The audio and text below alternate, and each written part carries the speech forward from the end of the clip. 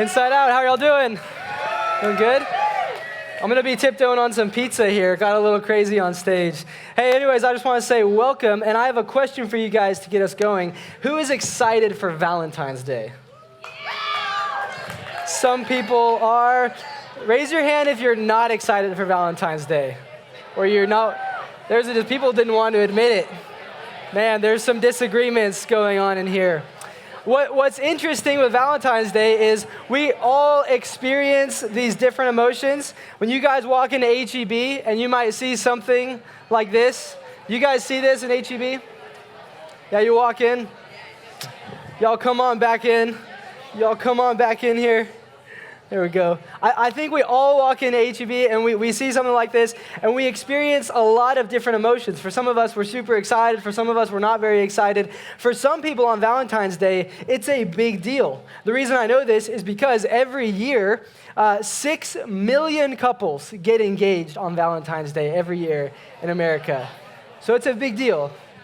When you do the math on the flip side, what you discover is that about 300,000 people get broken up with on Valentine's Day every year. So Friday is coming, people. Friday is coming. Not only this, but for some people, Valentine's Day is more about people, more about their pets than it is the people in their life. And the reason I share this is because every year, Americans spend $650 million on gifts for pets on Valentine's Day. Yeah, we like our pets, right? Now, I'm curious, just by a quick show of hands in here, raise your hand if you're a dog person. Yeah, my people. Raise your hand if you are a cat person. Okay. So what I have discovered is that cat people are really the culprit of this whole Valentine's Day thing. The reason I share that is because on average, people spend $96 per cat and about $81 per dog. So cat people, you are spending all the money on Valentine's Day because you don't have that love that you get from a dog, which I totally get. But the other thing I know when it comes to Valentine's Day is that if you're in here and you're single, Valentine's Day is just kind of this reminder of singleness. But there is hope. I wanted you to know there's hope because in Latin America, Valentine's Day is just as much about friendship as much as it is about romanticism. So if you are currently sitting in the friend zone, maybe you need to head to Brazil on Friday. Maybe that'll be more fun for you. But I know Valentine's Day is different for all of us. It really brings up memories for me as I think back, and you guys lean in with me a little bit here. As I think back to my own experience with Valentine's Day, I remember when I was dating my wife Ashley in high school. This is us, Ashley and I. This was like homecoming, sophomore year. Yeah, out of my league, right. I know. But this was us dating, and so because she was so out of my league, I needed to make sure that I kept her, she never got away. And I did this successfully, thankfully. But what I did one Valentine's Day in particular is I decided I was going to take her to the most expensive place I could possibly afford. And so I took her, when we were 16 or 17, I took her to the Cool River Cafe. And this place it's a really cool restaurant. It's great, but I was a little bit in over my head by bringing Ashley to this restaurant. And the reason I say that is because it's one of those white tablecloth places, and I had saved up a lot for this. And we went in and I looked at the menu, and I realized there's no decimals on the menu. It just says something is 15 or 20 or 30. There's no $15.99 or anything like that. And so I knew it was going to be a little expensive. And then I discovered that on this particular day, because it was Valentine's Day, they only had a steak dinner that started at only $50 a person. So I was like, okay, I figured what I was getting myself into. And then the waiter really solidified it because I had no idea what I was doing. And this is really, this is going to sound bad, but he asked, hey, how do you want your steak cooked? And I said, cooked? Was my response to him. I had no idea how to even answer that question. But at the end of the day, the whole tab ended up being $150 with the 2 meals and dessert and tip. And we got in the car, and I quickly discovered that Ashley did not care about that at all. She was not impressed at all with this whole spending a bunch of money. And so I learned my lesson that year. So now we just go to Chick-fil-A all the time, and I never have to go anywhere else.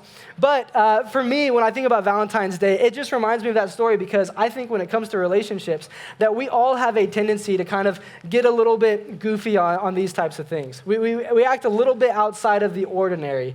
And the reason is because when it comes to relationships are complex. I think that we would all agree with that. Relationships are just complex. There's love and there's emotion and there's passion and there's all these things. And we are people and people are complex, and so it makes it complex.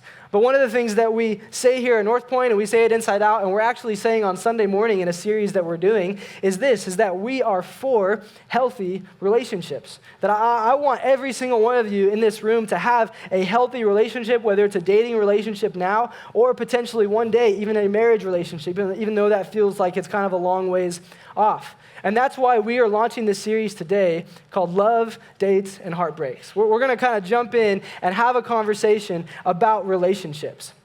But today, the way we're going to jump in and talk about this is we're just going to hit a big topic, one of the more complex but awesome topics, head on. And we are going to have a conversation about sex.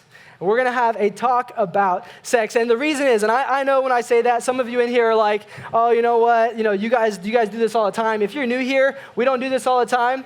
Yeah, I just saw somebody go like this. Look at that. You're going, oh, man, that's pretty fantastic.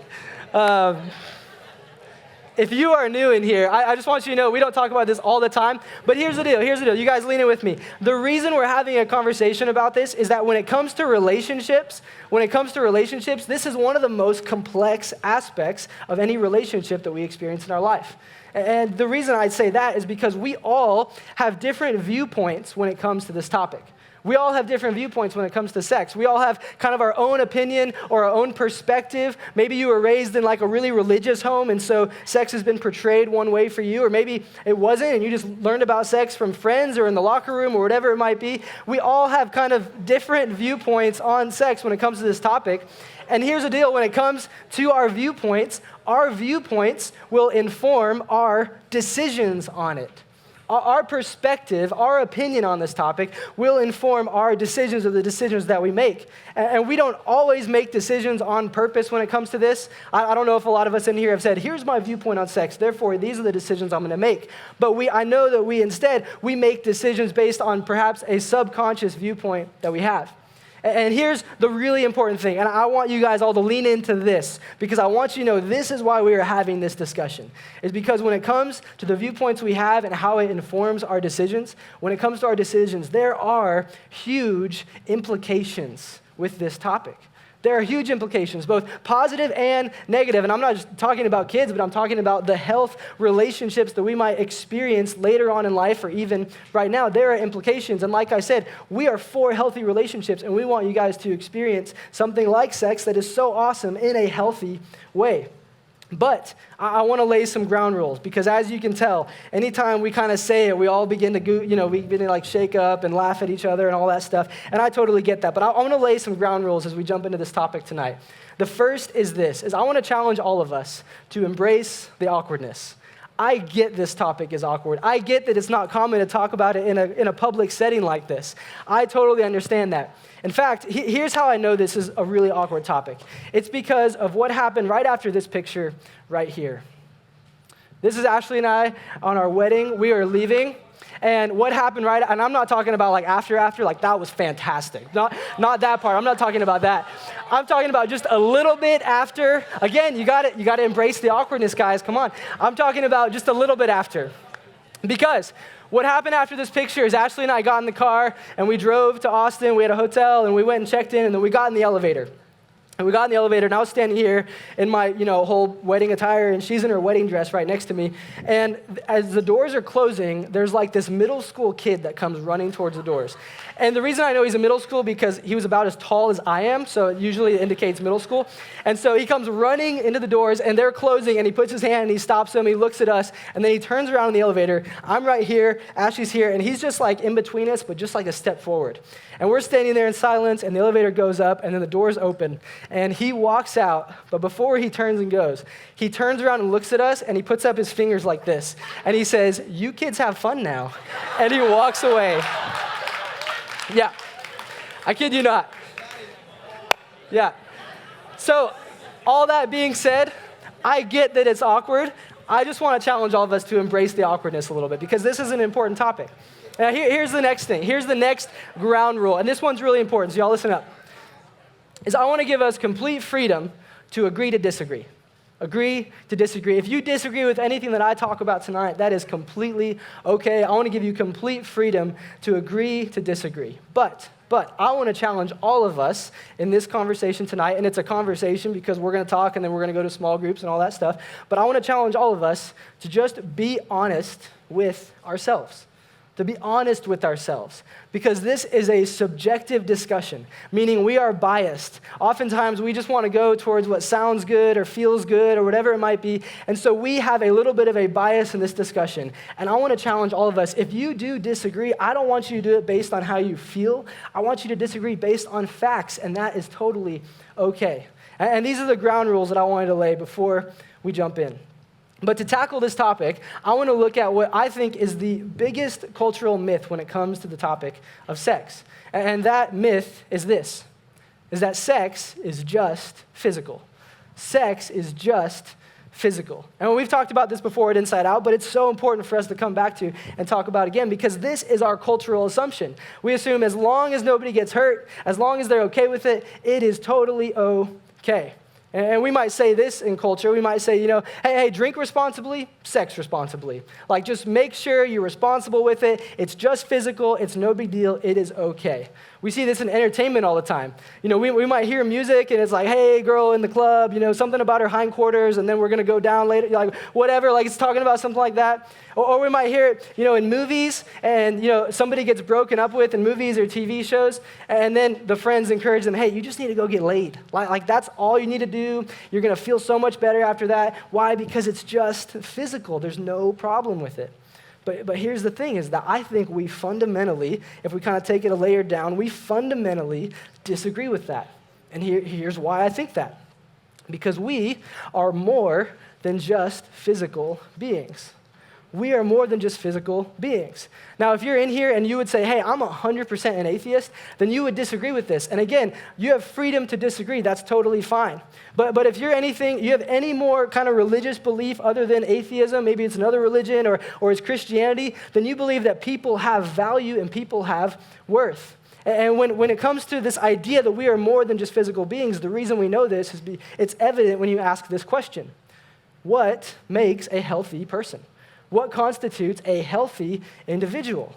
Well, when you look at the medical model of health, here's what they say constitutes a healthy person. They would say there's 5 factors. One is physical. Yes, there is one that's physical, but then there's ethical and social and mental and emotional. Physical is just 20% of what makes up the health of a person, which indicates that we are more than just physical beings. Raise your hand in here if you've ever heard of Maslow's hierarchy of needs, if y'all have heard that in school. Yeah, throughout school at some point, usually like junior, senior year, you end up learning about this thing called Maslow's hierarchy of needs. And this is essentially like, what are the needs of a human being, is what Maslow talked about. And at the bottom, you see there's physiological, there's food and shelter, there's safety, and then you see that there are the more than physical needs that we have, love and belonging, esteem, self-actualization. Again, even though culture kind of tends to go, hey, sex is just physical, when you look at science and what people say, you discover that it is more than that. Or we are more than physical beings. And you might be thinking, okay, Jeremy, I get the whole we're more than physical beings, but that doesn't really prove that sex is more than just physical. Like that can still just be a physical thing. And I understand why you'd have that thought, but again, I'm going to push back. And the reason I would push back is because of what I want to call the sex paradox. The sex paradox.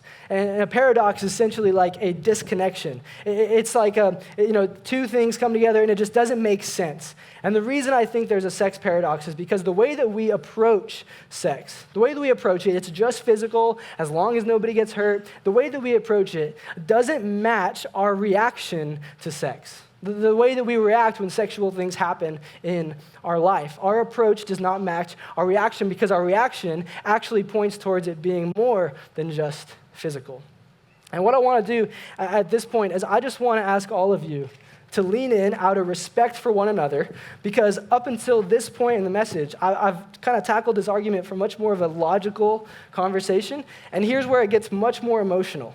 And what I'm going to say next could potentially bring up some traumatic memories or emotions that some of you might have. But when it comes to the discussion of sex and it being more than just physical, you just can't seem to get away from these things that point towards it being more complicated than that. Because if sex was just physical, and I wrote these down because I wanted to make sure not to minimize anything that anybody in here has experienced. Because if sex was just physical, why do husbands and wives feel betrayed by their spouses when they have sex with someone else? If it's just physical, how is it any different than just shaking hands or a hug? If sex was just physical, why do most people's greatest regrets in life involve something sexual? Like, why is it such a big deal? Why would so many people's greatest regrets involve something sexual? If sex was just physical, why do adults who were sexually abused as children, as opposed to being just physically abused, find it difficult to heal and move on with their lives? Why is that so difficult? And the last one. If sex was just physical, why is rape so much more devastating to a woman than just being mugged or beaten up? See, I think we know internally, I think we all would agree that when you go a layer deeper, sex is physical, but it's not just physical. It's more than that. It is more complicated than that.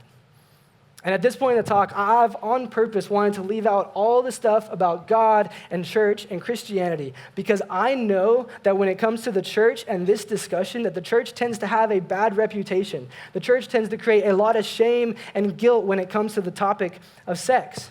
But what's interesting is that when you think about what the church says and you look at what church leaders wrote in the New Testament 2,000 years ago and what psychologists and biologists and scientists have discovered about sex today, what you discover is they align so well. 2,000 years ago, the early church leaders knew something that we have discovered in modern day times.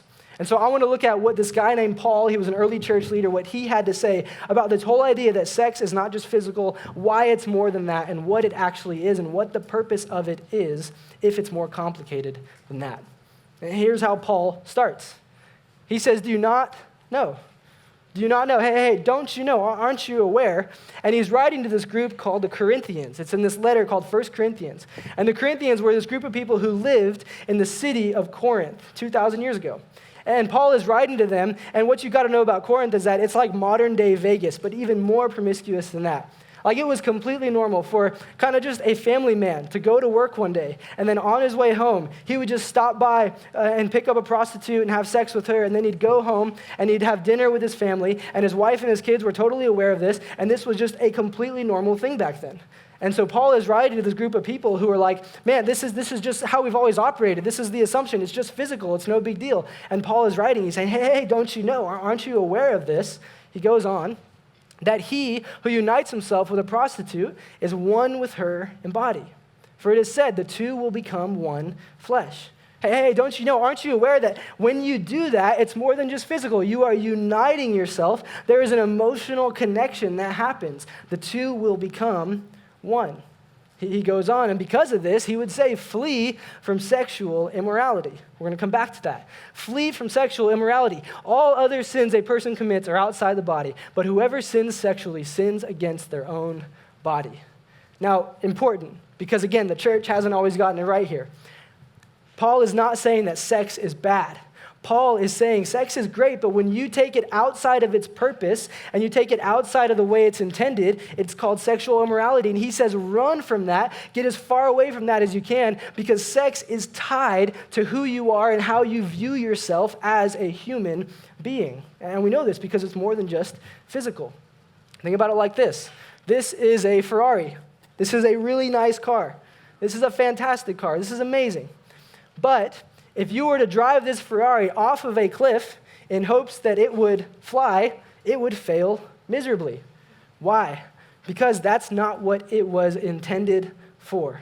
It has a purpose. It is meant to be on the road, and that is where it thrives the most, and that is Paul's point. He's saying, hey, don't take this thing that's more than physical and treat it that way. It has a better purpose. It has an amazing purpose. And like I mentioned earlier, what's cool is when you see the writings of Paul match up with what people have discovered today. There's this PhD, this doctor who studies the brain and what happens in people's brains when it comes to sex and intimacy and all these things. And in his book called Wired for Intimacy, he says this. It's towards the end. He kind of summarizes all of his research about the brain. And here's what he says about it. He says, our sexual nature is an aspect of our created nature. It is a necessary part of us. If we think our sexual nature as having only reproductive value or primarily for experiencing a pleasure, we misunderstand the place of our sexual drives. Again, it's not bad. It's just thinking about the purpose of it. He goes on.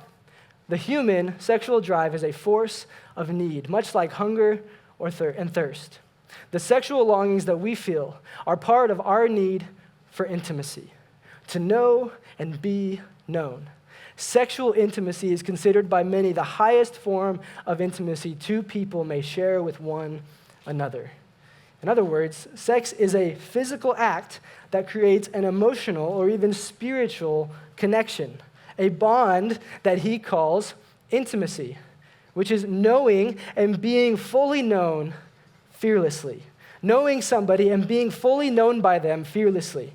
And I want you guys to imagine this for just a second. Imagine having a relationship without any fear. Without any fear. You know that person always looks out for you, always has your best interest at mind, always loves you. You're never worried about if they're going to leave. You're never worried about if they're going to hurt you. There is a complete lack of fear. You know them and they know you fearlessly. Paul's saying that is what the purpose of sex is. It's about intimacy. And Paul is writing to the Corinthians and he's saying, hey, just so you know, you can't go around doing this with everybody you please because this type of fearless intimacy is meant to be experienced with just one other person. It develops over time in a long-term committed relationship. And that is why when we come to terms with the fact that sex is more than just physical, it causes us to question some of the other myths that come with this whole sex is just physical thing. Something like this.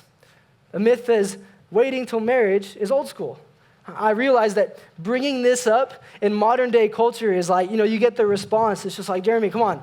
Like, welcome to the 21st century, dude. Like, that is so old school. But the thing is, when you take sex and you put it within its purpose of experiencing this fearless intimacy, this intimacy and commitment go hand in hand. Because where you experience fearless intimacy is when you can look at another person and know that they are 100% and you are 100% committed to them. And you know where that happens? In the context of marriage.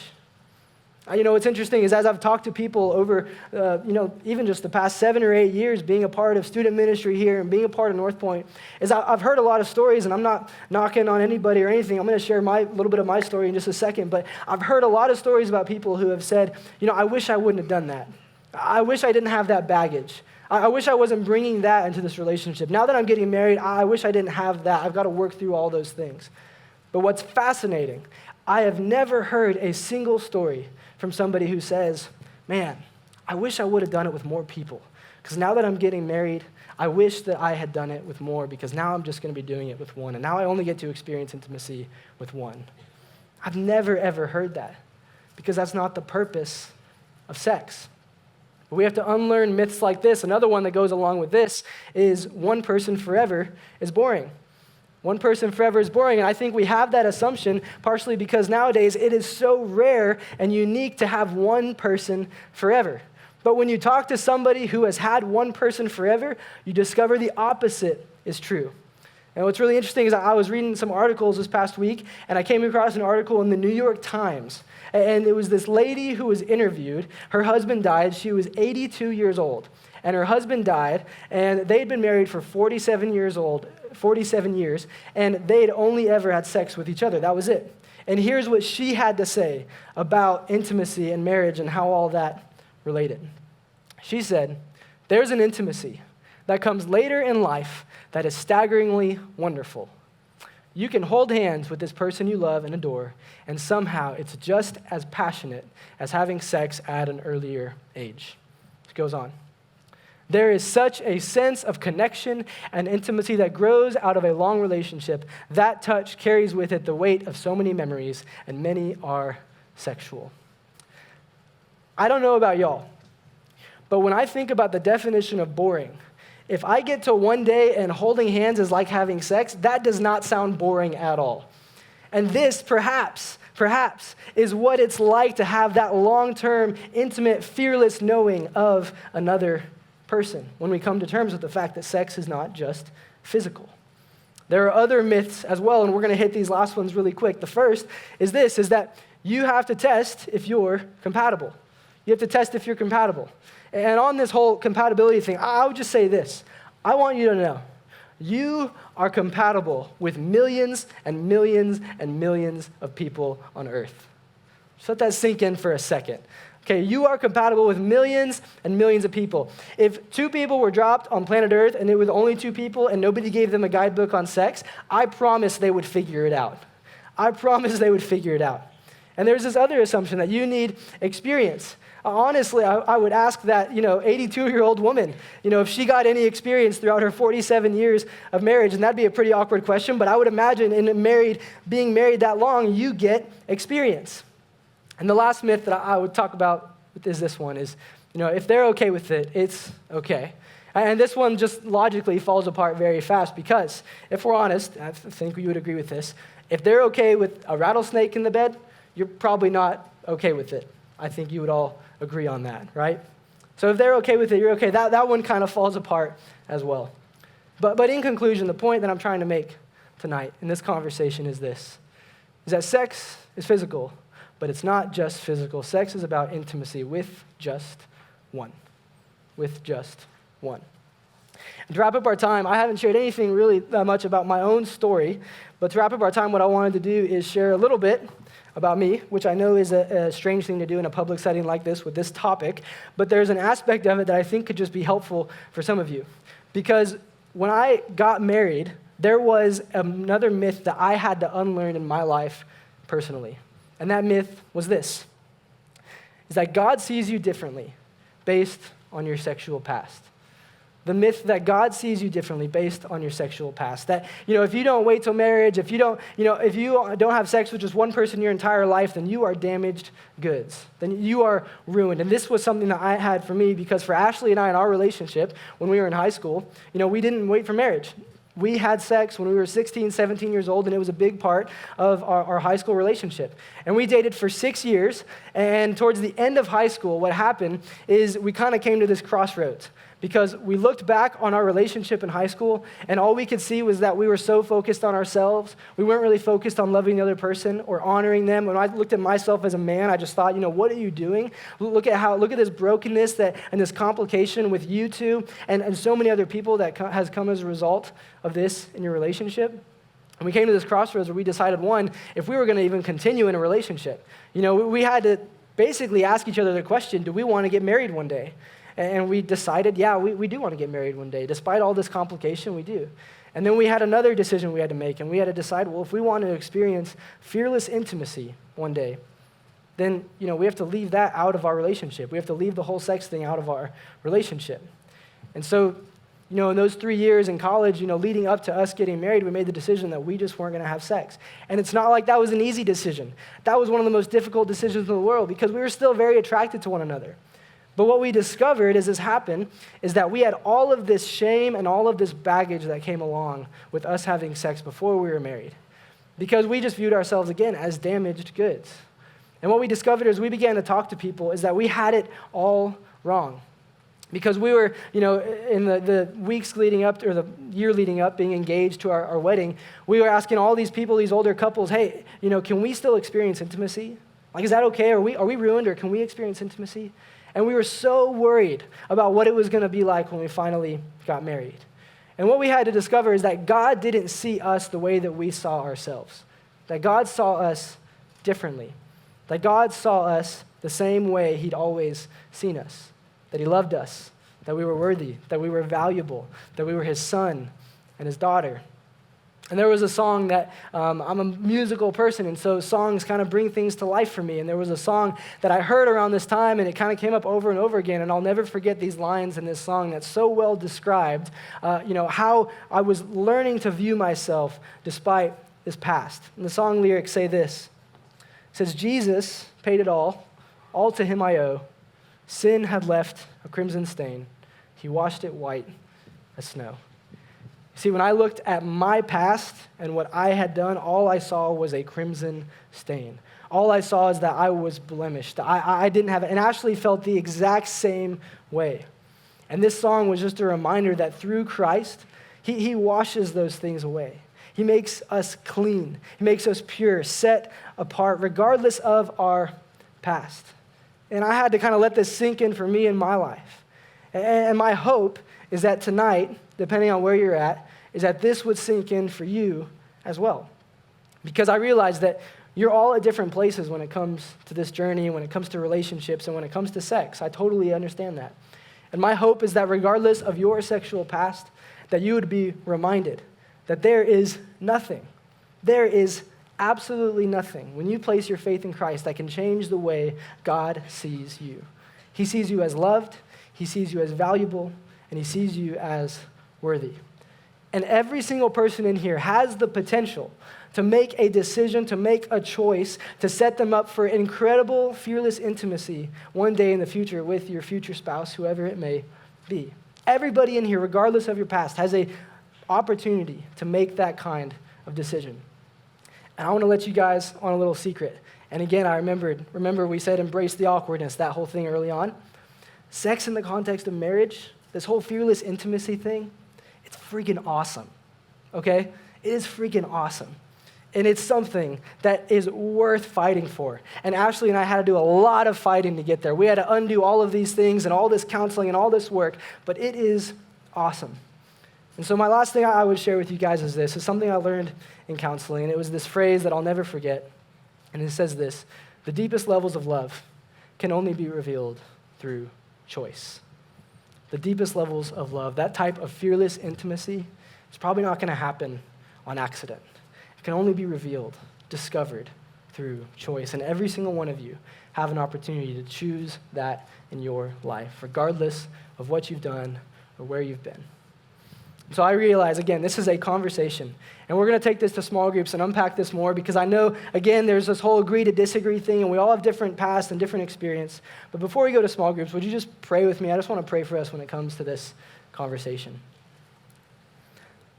God, I'm just so grateful that we get to belong to a place that has an opportunity to have conversations like this.